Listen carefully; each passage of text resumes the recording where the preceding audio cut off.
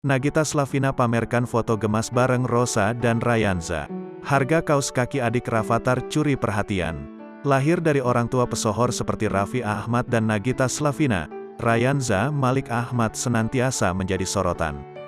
Ramai rekan-rekan artis berkunjung ke rumah Raffi untuk menjenguk Rayanza, termasuk penyanyi Rosa.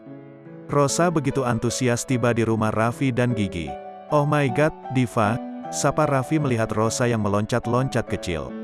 Raffi Ahmad mengucapkan selamat pada pelantun lagu Terlalu Cinta tersebut atas konser 25 tahun yang digelarnya. Di kunjungannya, Rosa menyempatkan untuk memangku Rayanza yang minum dari botol susu. "Aduh Rayanza nen sama Tante Diva. Gimana rasanya?" tanya Gigi dengan tawa. "Ternyata masih natural ya," jawab Rosa. Di Instagram, Nagita mengunggah potret lucu bersama Rosa dan Rayanza. Rayanza tertidur tengkurap di kasur.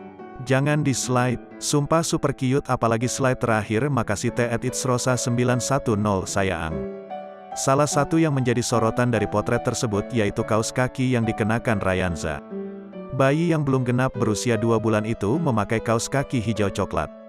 Tak sembarangan, harganya fantastis. Seperti yang ramai sorotan di unggahan Instagram @fashion_Nagita Slavina.